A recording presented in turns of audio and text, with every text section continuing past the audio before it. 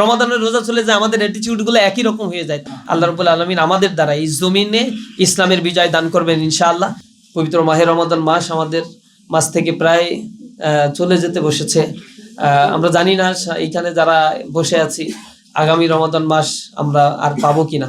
আমাদের কিছু বন্ধুরা ছিল যাদের সাথে গত বছর ইফতারি করেছি, এবছর সেই বন্ধুদেরকে আমরা আর পাচ্ছি না।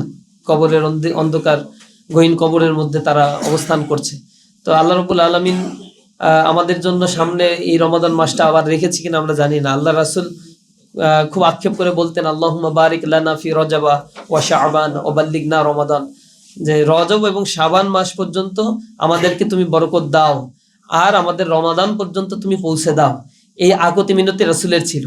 রাসূল এই রমাদান মাস আসলে যে কয়টা কাজ বেশি বেশি করতেন, হাদিসের মধ্যে আসছে যে তিনি বেশি বেশি মানুষকে দার্স দিতেন, অর্থাৎ বেশি বেশি কোরআনের কথাগুলো মানুষকে শোনাতেন।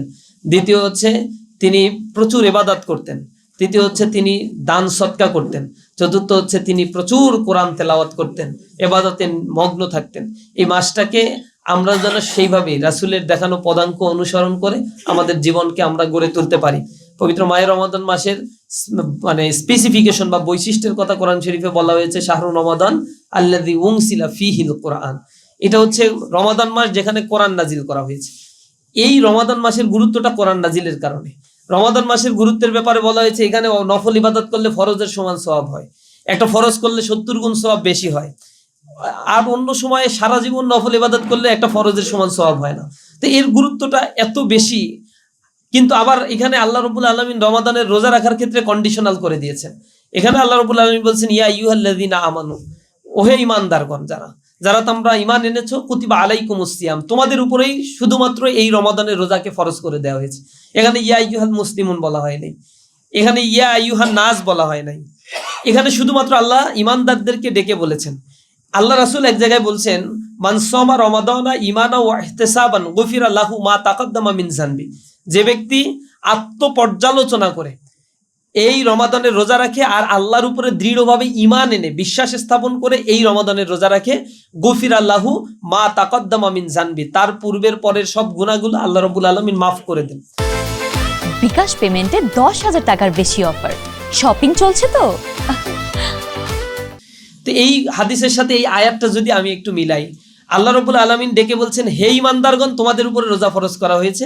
আর আল্লাহ রাসূল বলছেন, যে ব্যক্তি ঈমান আর ইহতিসাবের সাথে আত্মপর্যালোচনা করে চলে, তাকেই এই রমাদানের রোজা সকল গুনাহ থেকে মুক্তি দিতে পারে। তার মানে ঈমানদার যিনি হন তিনি আত্মপর্যালোচনা করে চলেন। গুনাহের কাজ আগে যা করছি, পরে যদি তা আমার চালু থাকে, তাহলে আত্মপর্যালোচনা আমার দ্বারা হয় না। আর আমার রোজা না খেয়ে থাকা ছাড়া আর কোনো ফজিলত আমাকে দান করতে পারে না। যেহেতু ঈমানদারদের উপরে রোজা, আমাদের উপরে রোজা আল্লাহ ফরজ করেছেন।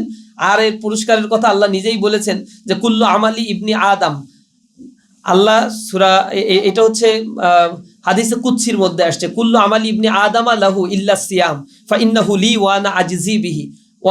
আরেকটায় বর্ণনায় আসছে ফা ইন্নাহু লি ওয়া আনা উজজি বিহি, যে রোজা আমার জন্য আর এর পুরস্কার আমি নিজেই হয়ে যাই। অর্থাৎ আল্লাহ রাব্বুল আলামিন নিজেই এর পুরস্কারটা দিবেন, কারণ এই ইবাদতটা একজন মুমিন করে নিজেকে আত্মপর্যালোচনা করে পরিশুদ্ধ অর্জনের জন্য, তাকওয়া অর্জনের জন্য, এবং ভবিষ্যতে সেই গুনাহের কাজে আর যেন না যায়। তো আমরা রমাদানের রোজা রেখে অনেক ধরনের লেনদেনের ক্ষেত্রে, কথাবার্তার ক্ষেত্রে, আচার আচরণের ক্ষেত্রে, বলার ক্ষেত্রে অনেক সময় অসামঞ্জস্যপূর্ণ কথাবার্তা বলি। রমাদানের রোজা চলে যায়, আমাদের অ্যাটিটিউডগুলো একই রকম হয়ে যায়। তার মানে হচ্ছে আমাদের রোজা কবুল হয় না আল্লাহর কাছে। আমরা যেন আল্লাহ রাব্বুল আলামিনের কাছে আত্মপর্যালোচনা করে ক্ষমা চেয়ে পবিত্র মাহে রমাদানের রোজা রাখতে পারি। রাতের বেলায় দাঁড়িয়ে আল্লাহর কাছে দোয়া করে, সে কথার মধ্যে আসছে, ইন্না সিয়ামা ওয়াল কুরআনা ইয়াশফাআনি লিল আবদি ইয়াউমাল কিয়ামা, কিয়ামতের ময়দানে পবিত্র রমাদানের রোজা আর সিয়াম আর হচ্ছে কোরআন আল্লাহর কাছে সুপারিশ করবে। আল্লাহ রাসূল বলছে, সেদিন কোরআন আল্লাহর কাছে দণ্ডায়মান হয়ে বলবে, হে আল্লাহ, সে সারাদিন অভুক্ত থেকে রাতে তেলাওয়াত করে করে শুনেছে, আমি সাক্ষী দিচ্ছি তুমি তাকে মাফ করে দাও। আল্লাহ রাসূল বলছে তার সুপারিশ আল্লাহ গ্রহণ করবেন।